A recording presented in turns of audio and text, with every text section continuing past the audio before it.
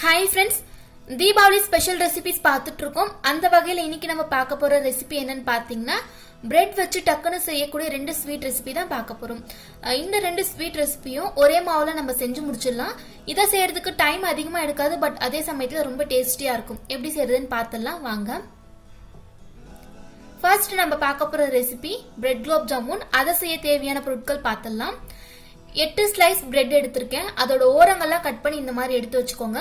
உங்களுக்கு எந்த அளவுக்கு தேவைன்னு பார்த்து எடுத்துக்கோங்க. 2 டேபிள் ஸ்பூன் போல பால் காய்ச்சி ஆற வச்சு எடுத்து வச்சிருக்கேன்.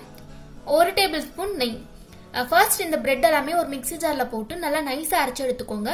அப்பதான் மாவு பேசுறதுக்கு ரொம்ப ஈஸியா இருக்கும். இந்த அளவுக்கு நல்லா நைஸா அரைச்சுக்கோங்க. இப்ப மாவு பேசிய ஸ்டார்ட் பண்ணிடலாம். கொஞ்சம் கொஞ்சமா பால் தண்ணி சேர்த்து நல்லா சப்பாத்தி மாவு பதத்துக்கு பிசைஞ்சுக்கோங்க. இந்த ரெசிபிக்கு நீங்க பால் அதிகமா ஆட் பண்ணீங்க அப்படின்னா எண்ணெயில போட்டோன்னு உடஞ்சி போகாது, திரியா போயிடும். அதாவது மொத்தமே மாவு மாதிரி போயிடும். ஸோ கரெக்டான மெஷர்மெண்ட்ல ஆட் பண்ணிக்கோங்க. 8 ஸ்லைஸ்க்கு 2 டேபிள் ஸ்பூனே கரெக்டா இருக்கும்.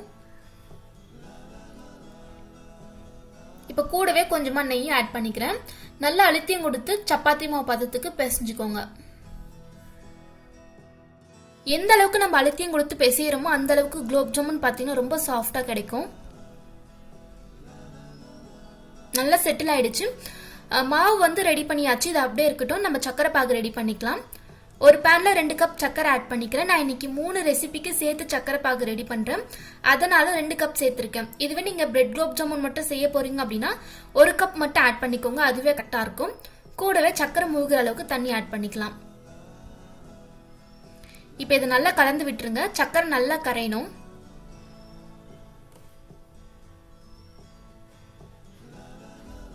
சக்கரை நல்லா கரைஞ்சிருக்கு. குலாப் ஜாமுனுக்கு பதம் எப்படி இருக்கணும்னு பாத்தீங்கன்னா கம்பி பதம் தாண்டக்கூடாது. ஒரு கம்பி பதம் வரதுக்கு முன்னாடி நம்ம ஸ்டவ் ஆஃப் பண்ணிட்டோம் அப்படின்னா தான் கட்டியாகாம கரெக்டான கன்சிஸ்டன்சில நமக்கு கிடைக்கும். ஸோ அப்பப்போ செக் பண்ணிக்கோங்க. கம்பி பதம் வந்திருக்கான்னு பார்த்து அப்பப்போ செக் பண்ணிக்கோங்க. இப்ப பாருங்க லைட்டா கம்பி பதம் வந்திருக்கு. இப்ப நான் ஸ்டவ் ஆஃப் பண்ணிக்கிறேன். இப்ப உருண்டை பிடிக்க ஸ்டார்ட் பண்ணிடலாம். கொஞ்சமா மாவு எடுத்து ஃபர்ஸ்ட் பிரஸ் பண்ணிக்கோங்க. இந்த மாதிரி அழுத்தியும் கொடுத்து பிரஸ் பண்ணிட்டு அதுக்கப்புறமா ஷேப் பண்ணுங்க. இந்த மாதிரி பண்ணும் போது சைட்ல எந்த பக்கமும் பாத்தீங்கன்னா விரிசல் விடாது. அதே மாதிரி எண்ணெயில போட்டோன்னு உடஞ்சு போகாது, கரெக்டா வரும். இதே மாதிரி எல்லாத்தையும் உருண்டை பிடிச்சு எடுத்துக்கலாம்.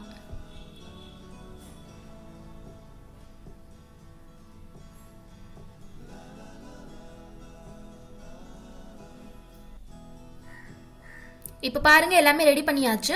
எண்ணெயில போட்டு பொரிச்சுக்கலாம். எண்ணெய் ரொம்ப காயக்கூடாது, மீடியமான ஹீட்ல இருந்தாலே போதும். பிரெட் ஏற்கனவே குக் ஆனது. ஸோ ஜஸ்ட் ஒரு மொறுமொறுப்பு தன்மைக்காக தான் நம்ம ஃப்ரை பண்ண போறோம். ஸோ மீடியம் ஃப்ளேம்ல வச்சு பொரிச்சுக்கோங்க. இது வேகிறதுக்கு கூட நிறைய டைம் எடுக்காது. 1 நிமிஷத்துக்குள்ளவே பாத்தீங்கன்னா கோல்டன் ப்ரௌன் கலர் வந்துடும். ஸோ பார்த்து கரெக்டான டைமிங்ல எடுத்துடுங்க.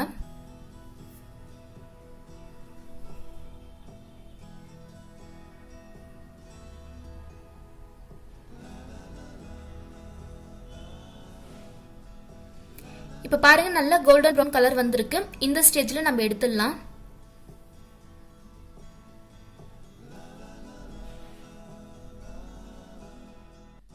சக்கரை பாகு சூடா இல்லாம இருந்துச்சுன்னா கொஞ்சமா ஹீட் பண்ணிட்டு அதுக்கப்புறமா நம்ம ஃப்ரை பண்ணி வச்சிருக்க அந்த குலாப் ஜாமுன் இதுல ஆட் பண்ணிக்கோங்க. நான் இன்னைக்கு கூடவே கொஞ்சமா நட்ஸ் ஆட் பண்ணிருக்கேன், கொஞ்சம் கிரன்ச்சியா இருக்கட்டும்னு சொல்லி.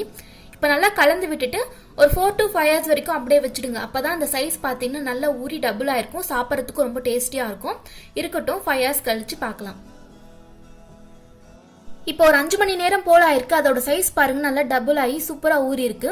நீங்களும் உங்க வீட்டுல ட்ரை பண்ணி பாருங்க. இப்ப நெக்ஸ்ட் ஸ்வீட் எப்படி செய்யறதுன்னு பார்க்கலாம் வாங்க.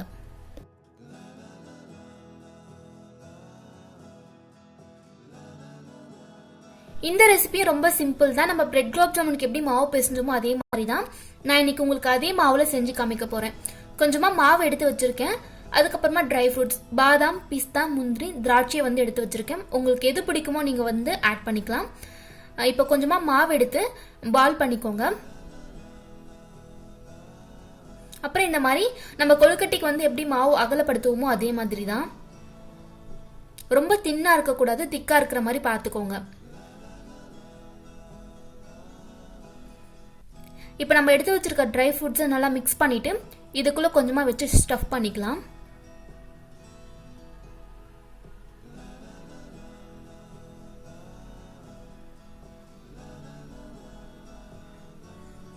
ஸ்டஃப் பண்ணும்போது எந்த பக்கமும் ஓப்பன் இல்லாமல் இருக்கிற மாதிரி பார்த்துக்கோங்க. அதுக்கப்புறமா பால் பண்ணிவிட்டு லைட்டாக ப்ரெஸ், அவ்வளோதான். ரொம்ப வந்து தின்னாக இருக்கிற மாதிரி பண்ணாதீங்க, திக்காக இருக்கிற மாதிரி பண்ணுங்க.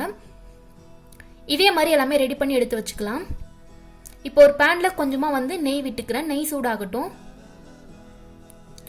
இது வந்து நம்ம டீப் ஃப்ரை பண்ண போகிறது கிடையாது. ஒரு கட்லெட் வந்து எப்படி போட்டு எடுப்போமோ அதே மாதிரி தான். இப்போ பேன் கூட சூடாயிடுச்சு. கட்லெட் போட்டுக்கலாம்.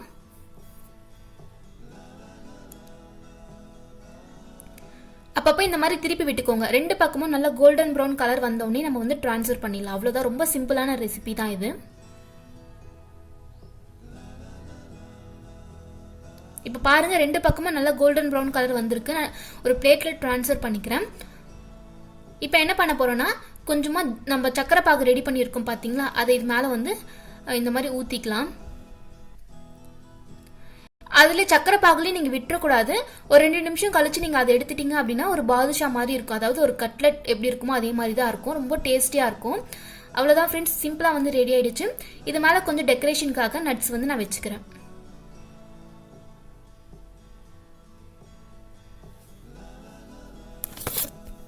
அவ்வளோதான் ஃப்ரெண்ட்ஸ், இந்த ரெசிபி வந்து ரொம்ப சிம்பிள் தான், டைம் கூட அதிகமாக எடுக்காது.